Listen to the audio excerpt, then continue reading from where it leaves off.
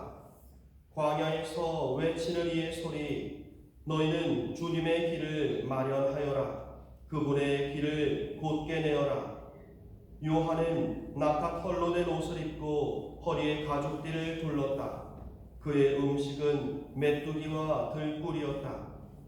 그때 예루살렘과 온 유다와 요르단 북은 지방의 모든 사람이 그에게 나아가 자기 죄를 고백하며 요르단강에서 그에게 세례를 받았다.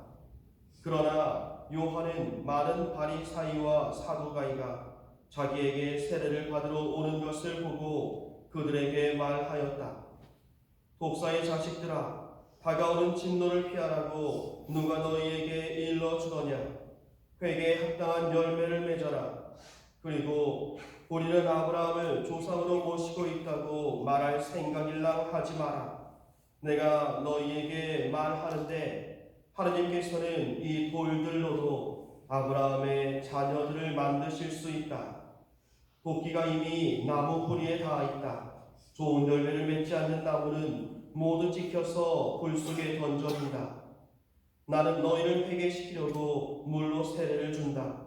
그러나 내 뒤에 오시는 분은 나보다 더 큰 능력을 지니신 분이시다. 나는 그분의 신발을 들고 다닐 자격조차 없다. 그분께서는 너희에게 성령과 불로 세례를 주실 것이다. 또 손에 키를 드시고 당신의 타작마당을 깨끗이 하시어 알곡은 곳간에 모아들이시고 쭉정이는 꺼지지 않는 불에 태워버리실 것이다. 주님의 말씀입니다. 그리스도님 찬양합니다. 참 예수님. 네, 오늘은 지난 주까지 계속 주보에서 말씀을 드렸던 대림 특강을 하도록 하겠습니다.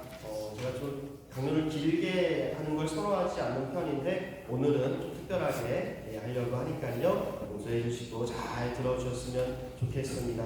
오늘 특강의 제목은 기다림의 시간을 걱정으로 채우지 않기입니다. 제가 청소년 사목을 하면서 이제 부모님들을 만나고 때로는 직원들, 어린아이를 키우는 아버지들을 만나면서 자주 하는 얘기가 있습니다. 이게 뭐냐면은 애들하고 약속 함부로 하지 말라고 이야기를 합니다. 왜냐하면 아이들하고 약속을 한 거는 무조건 지켜야 되기 때문입니다. 우리 그렇게 생각할 거예요. 근데 그 약속은 그냥 네가 잘 하라고 내가 그냥 너를 위해서 한 약속이지 그걸 내가 꼭 지키려고 하는 건 아니야. 네가 그만큼 선장했으면 좋지 뭐. 이런 식으로 합리화시키는 경우들이 사실 꽤나 많아요. 근데 그럴 때마다 아이들의 마음속에서는 이런 마음이 자라납니다. 약속을 꼭 지키지 않아도 되네. 그 마음은 결국 나중에 어떠한 마음으로 자라나냐면 내가 이 일에 대해서 굳이 열심히 하지 않아도 되네. 내가 이 일에 대해서 그 결과가 확실치 않을 수 있겠네. 그 결과가 보장되지 않을 수 있겠네. 그러면은 그 마음 속에서 확신이 자라나지 못합니다.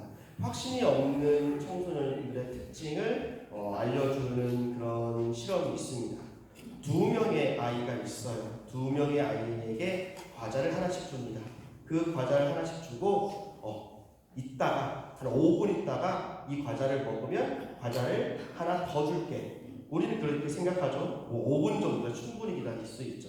그런데 확신이 없이 자라난 아이는 그 5분을 기다리지 못하고 그냥 그 자리에서 과자를 먹어버립니다.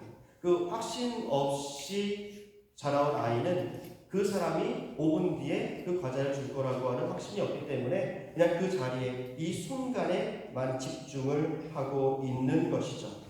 이와 비슷한 실험을 자립지원관에서 한번 한 적이 있습니다. 전에 한번 말씀을 드린 것 같긴 한데요. 매일 정해져 있는 라면을 아이들에게 줬어요. 애들이 맨날 라면만 먹으니까는 라면 좀 그만 먹으라고. 그래서 하루에 먹을 수 있는 라면의 양을 정해줬어요. 그러니까 매일 채워 넣자마자 라면을 먹어요. 그런데 이렇게 라면을 좋아하는구나라는 생각을 하다가 문득 그런 생각이 들었어요. 얘네들이 확신이 없으니까 지금 남아있는 라면을 집착하고 있구나. 그래서 그 다음에는 박스 단위로 줬어요. 그리고 박스가 없어지기 전에 새로운 박스를 채워 넣었어요. 라면이 말 그대로 끊임없이 나오는 곡간을 만들어졌죠. 그러니까 어떻게 됐을 것 같아요? 아이들이 라면을 조절해서 먹기 시작했습니다. 확신이 있는 사람과 확신이 없는 사람의 차이를 분명하게 알려준 사건이었습니다. 그래서 우리가 아이들에게 주어야 할 것은 여러 가지도 있지만 확신을 심어주는 교육, 이것이 중요하다라는 생각을 하게 되었습니다. 같은 맥락 안에서 우리 신앙은 과연 다를까요? 우리 역시 마찬가지인 것 같습니다. 우리가 내가 가지고 있는 믿음에 대해서 확신을 하지 않고 있다면 아주 작은 풍파가 오면 그냥 성당에 나오는 것을 멈추곤 합니다. 대략 천주교에서 등록되어 있는 신자분들 중에 성당에 진짜로 참석하고 있는 신자들의 비율을 적게는 15%, 많게는 20%, 25%까지 가는 성당도 있다고 하죠. 그냥 4명 중 1명, 5명 중 1명 그 정도밖에 다시 성당에 나오지 않고 있죠. 그러면은 그 사람들이 계속 안 나오는 거냐? 돌아가면서 안 나오고 있다고 해요. 네. 그래서 우리가 왜 이런 현상을 마주하고 있을까? 아주 작은 나의 풍파에도 신앙이 흔들리는 모습들은 어쩌면 확신을 가지지 못하고 있는 우리의 모습이 아닌가라는 생각이 들었습니다. 세상의 셈법 안에서는 사실 우리가 모든 일을 할 때 계산을 하면서 살아가는 것에 익숙합니다. 그래서 내가 많은 걱정들을 할 수밖에 없어요. 내일은 누구를 만나고 또 인사를 나누는 그 모든 과정 안에서 내가 어떻게 해야 되고 누구한테 뭘 줘야 되고 그렇게 줬던 것이 나에게 무엇으로 돌아오고 라고 하는 것들을 우리는 생각하면서 살아갑니다. 그러다 보니까 신앙도 비슷할 거라고 생각을 해요. 뭔가 하나님께 내가 이것을 드렸으니까 이만큼 받아야 되고 뭔가 기브 앤 테이크가 확실한 뭔가 세상의 계산법으로 하나님을 바라보기 시작하면 그 안에서 우리가 실망하는 부분들이 굉장히 많이 생겨납니다. 그렇다면 우리는 어떠한 계산법으로 하나님을 바라봐야 하느냐 하면 예수님께서 흔히 알고 있는 오병이어의 기적이라고 하죠. 빵 5개와 물고기 2마리로 5,000명을 먹이셨던 그 기적 안에서 예수님께서는 우리에게 새로운 계산법을 알려주십니다. 우리에게 믿음만 있다면, 사랑만 있다면, 우리가 가진 것이 얼마나 있든, 사실 빵 5개와 물고기 2마리는 한 가족이 먹기에도 부족한 양이었을 것이지만, 그런 적은 나의 계산법 안에서 해결되지 않는 것들을 하느님께서는 아무렇지도 않게 해결해 주신다. 빵 5개와 물고기 2마리로 5,000명을 어떠한 방식으로 나누어 주셨는지 성경에 나오지 않아요. 근데 나누어 주셔서 모두가 배불리 먹었다라고 하는 것은 확실한 사실일 수밖에 없는 게 이 일을 통해서 예수님께서 바리사이와 많은 사도바이와 그런 사람들에게 미움을 받기 시작했어요. 질투를 받기 시작했고, 그러니까 확실한 사실이긴 하는데 그거에 대해서 어떻게 일어나는지는 몰라요. 근데 그것도 예수님의 하나의 가르침이었습니다. 하느님께서 하시는 일을 우리가 어떻게 되었는지에 대해서 과학적 방법으로 밝혀낼 수는 없어요. 하지만 밝혀낼 수는 없다 하더라도 하느님께 매달리고 하느님께 기대는 우리에게는 하느님께서는 그 일을 해주신다. 그것이 하느님의 계산법이라고 하는 것입니다.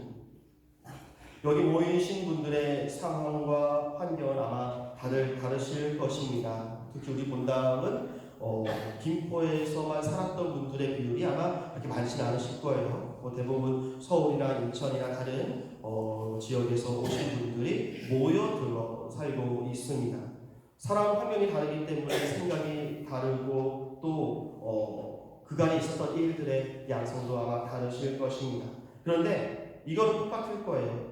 뭔가 행복해질 것 같으면 나쁜 일들이 일어났던 경험들, 자꾸만 우리에게 포기하라고 불행해지라고 소리치는 것 같은 그런 새 속에서의 삶입니다. 우리는 걱정을 위한 걱정을 하고 걱정에 대한 예의로 무언가를 자꾸만 하려고 합니다. 그 무언가를 하려고 하고 있을 때도 걱정이 사라질 것이라는 확신을 갖지 못합니다. 우리는 이러한 세상의 계산법 안에 갇혀 있기 때문에 확신을 하지 못하고 살아갑니다. 모든 변수를 다 고려해야 되고 그 고려 안에서도 내가 찾지 못한 변수가 있으면 그것 때문에 넘어질 때도 있고, 그렇기 때문에 우리는 늘 걱정에 걱정, 그 걱정에 꼬리를 물지 않고 일어나는 그러한 걱정에 휘말려 살고 있습니다. 여러분의 걱정들을 한번 테스트해 보겠습니다. 전기불 끄고 오셨나요? 가스 제대로 잠그고 오셨나요? 네. 보일러 줄이고 오셨나요? 네. 아침에 급하게 나오느라 냉장고 문을 열고 나오신 분? 아침에 김치 꺼내고 김치 냉장고 확실히 닫은 거 맞죠? 네. 아마 다들 잘 끄고 잘 닫고 나오셨을 겁니다. 근데 제가 무엇을 했냐면 의심을 하나 심어드렸어요. 이제 조금씩 이사 시간이 늦어질 때마다 그랬나? 내가 지금 기억하는 게 어제의 나이지 않나?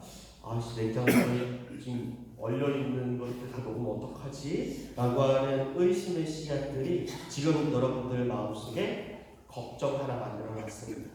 걱정을 만들려고 하면 끝없이 만들 수 있고요. 그 걱정이 시간이 지나면 지날수록 점점 더 커지기 때문에 그 걱정은 눈덩이처럼 우리 앞에서 앞길을 못 가게 할 정도로 우리를 방해하곤 합니다.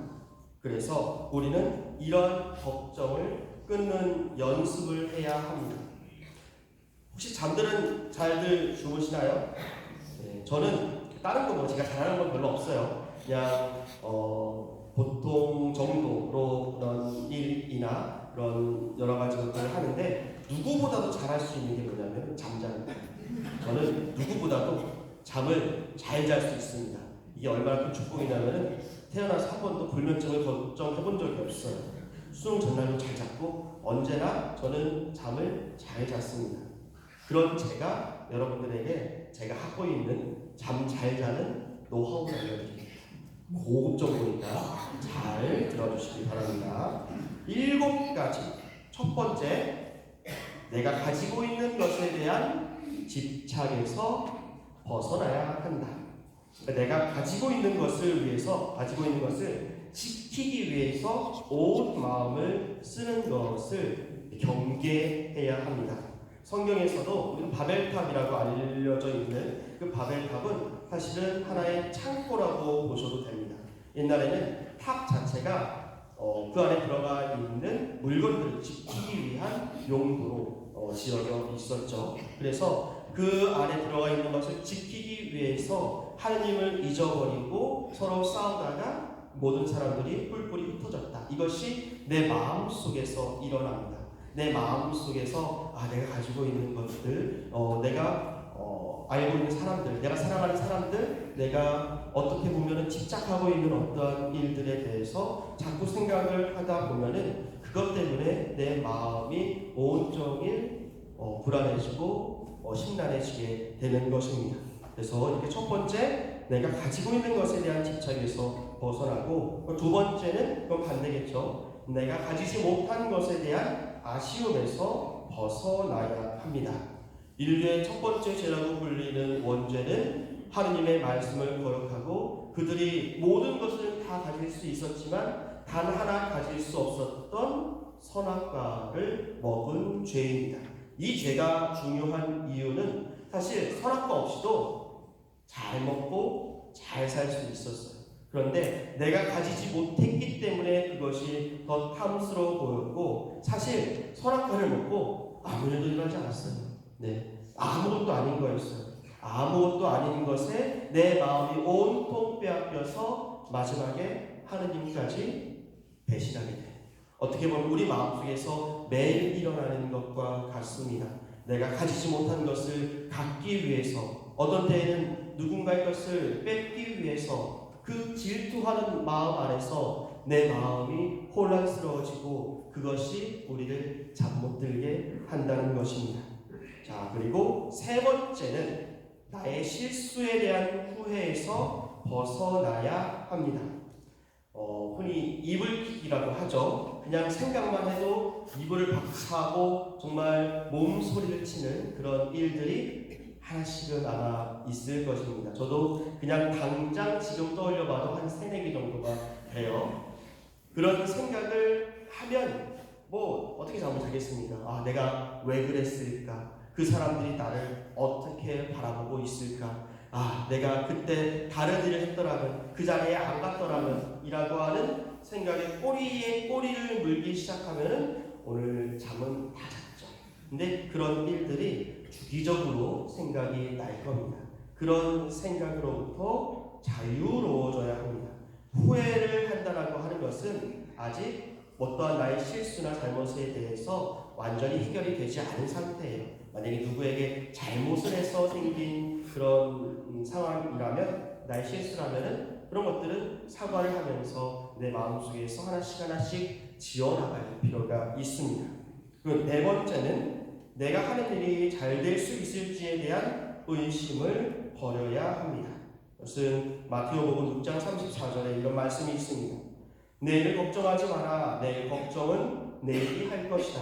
그날 고생은 그날로 충분하다. 이 말은 우리가 내일 하루를 반성하는 시간이 있으신 분들이 많을 거예요. 기도하시면서 대부분 오늘 하루 일들에 대해서, 나의 잘못에 대해서 통회하고 또 하느님께 기도하는 시간이 많죠. 그런데 이런 기도는 많이 안 해보셨을 거예요. 감사한 기도. 오늘 하루 있었던 많은 좋은 일들, 그리고 해야 될 꼭 하나의 과제가 있어요. 뭐냐면 나를 칭찬해 주는 거예요. 하느님께서 그토록 사랑하시는 나인데 안 좋은 것들만 생각하고 오늘 하루 실수한 것들만 생각하면은 오늘 하루 어떤 거예요? 실패했구나 라는 생각으로 잠자게 돼요. 그러면은 하루의 끝이 뿌듯하지 않으실 거예요. 그러면은 우리가 해야 될 건 이겁니다. 오늘 하루 이러이러한 일을 했습니다. 하느님 잘못했습니다 라고 하면서 하느님께 딱 용서를 받은 마음과 함께 동시에 하느님, 근데 저도 오늘 이러이러한 일을 했습니다. 이러이러한 사람을 도왔고 칭찬받을 일을 했습니다. 칭찬해 주실 거죠? 라고 하면서 하느님께 칭찬해 달라는 감사의 기도를 올리는 겁니다. 그러면 오늘 밤 아주 다리를 잘 뻗고 잘 수 있을 겁니다. 왜냐하면 우리는 마음속에서 오늘 하지 못한 일들에 대한 그런 후회 때문에 밤에 잠을 잘 때에도 내일을 설계를 하게 됩니다. 내일은 어떻게 하고 어떻게 해야 되고 라고 하는 그런 생각들 때문에 오늘을 끝마치지 못해요. 내일에 저당 잡혀서 오늘을 끝마치지 못합니다. 그래서 이것이 중요한 것입니다. 그리고 네 번째는 내가 하는 일이 다섯 번째는 나에게 고통을 주는 사람에 대한 생각에서 자유로워져야 한다입니다. 미워하는 사람일 수도 있고 그냥 싫어하는 사람일 수도 있어요. 그런 사람들이 아마 한두 명씩은 적어도 있을 겁니다. 저도 있어요. 어쩔 수 없어요. 사람이 살아가면서 한두 명씩은 꼭 생길 수밖에 없습니다. 그 사람을 생각만 하면 잠을 못 이룹니다. 왜 그 사람은 나에게 이런 말을 했을까? 왜 그 사람 그때 나에게 이러한 의견으로 나를 무시했을까? 왜 그런 행동을 했을까? 왜 이 사람 나만 보면 못 잡아먹을까? 왜 이 사람만 보면 답답하지? 이러한 생각으로 그 사람을 생각하는 순간 우리는 그 사람에게 끌려다니고 있는 겁니다. 나에게 고통을 주고 있는 사람에게 나는 끌려다니고 있게 되는 거예요. 그래서 우리는 나에게 고통을 주는 사람들에게 마음을 주면 안 돼요. 그래서 그 마음으로부터 자유로워져야 합니다. 그리고 그날 있었던 일들 중에서 누가 나에게 이런 말을 했는데 라고 했으면은 그러면 이 일에 대해서 내일 생각해보자 라고 하는 게 좋아요. 왜냐하면 많은 부분 그런 경우들이 있을 거예요. 어제는 그렇게 죽도록 미웠는데 오늘 생각해보니까 별거 아니었네. 그런 일들이 아마 많이 있었을 거예요. 잠자고 나면 해결이 되는 일들도 상당히 많이 있을 수 있습니다. 그래서 나에게 고통을 주는 사람들에게 그 고통 때문에 힘든 것도 힘든 건데 그 고통 때문에 잠 못 드는 것은 더 힘든 것이죠. 그리고 6번째는 제가 제일 중요하게 여기는 건데 내가 좋은 사람이어야 한다는 강박관념에서 벗어나야 한다라는 것입니다. 우리가 다들 좋은 사람이니까 좋은 사람으로서 살아가고 있는데 좋은 사람으로 보여야 한다라고 하는 그 가면 때문에 우리가 힘들어질 때가 있어요. 힘들어 죽겠는데 괜찮은 척 해야 되고 내가 저 사람 믿어 죽겠는데 사랑하는 척 해야 되고 물론 그런 태도가 필요할 때도 분명히 있죠. 무조건 누군가 앞에 서서 우리가 팩트 폭행이라고 하는 정말로 그냥 난 너 싫어 솔직하게 얘기할게 그런 식으로 얘기하는 것도 옳지 않을 때가 있는데 문제는 그러면서 마음이 문드러질 정도로 남들에게 맞춰주느라 내가 힘들어하는 겁니다. 싫은 얘기도 할 수 있는 것은 그 사람을 미워해서가 아니라 그 사람이 바뀌기를 바라기 때문에 하는 말일 수도 있어요. 대신 그 말을 따뜻하게 하기만 하면 되는 겁니다. 남을 자꾸 의식하고 내가 하는 말에 대해서 신중함을 넘어서 자꾸 포장하려 하는 것들 결국 내가 이 사람을 10년 동안 만났는데 이 사람에 대해서 아는 게 하나도 없네. 이 사람이 나에 대해서 제대로 아는 게 하나도 없네. 그런 관계가 굉장히 많습니다. 이 사람들과 친교를 나눴다고 생각을 했는데 그냥 포장지에 쌓여진 이야기들만 나누다가 끝난 관계들 그런 것들이 많습니다.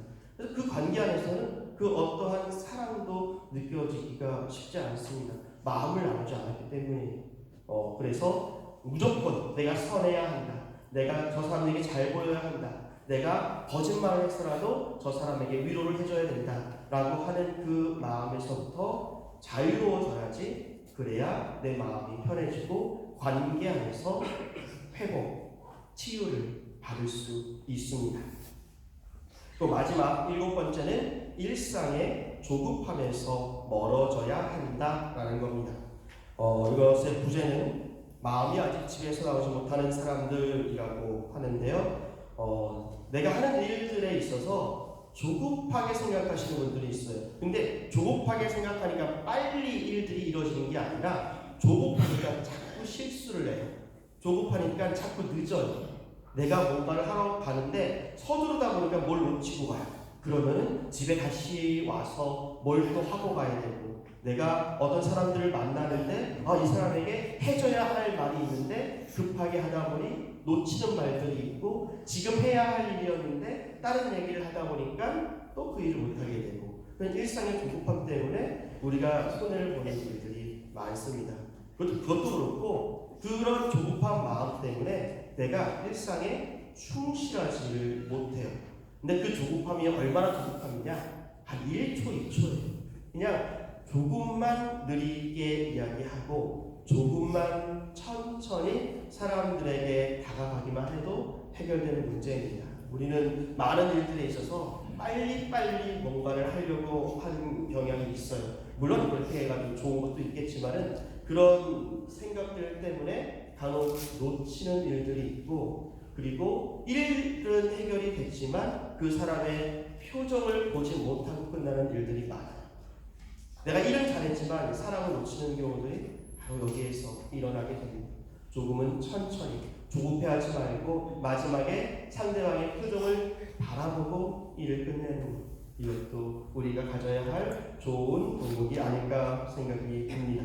그래서 제가 7가지 말씀을 드린 거 정리하자면 첫 번째, 내가 가지고 있는 것에 대한 집착에서 벗어나야 한다. 두 번째, 내가 가지지 못한 것에 대한 아쉬움에서 벗어나야 한다. 나의 실수에 대한 후회에서 벗어나야 한다. 내가 하는 일이 잘 될 수 있을지에 대한 의심을 버려야 한다. 나에게 고통을 주는 사람에 대한 생각에서 자유로워져야 한다. 내가 좋은 사람이어야 한다는 강박관념에서 벗어나야 한다. 그리고 일상의 조급함에서 멀어져야 한다. 요 7가지 외우실 필요 없어요. 그냥 생각나는 대로 사시면 되는데 어쨌든 이 동목 안에서 저는 잠을 잘 자고 가지고 있습니다.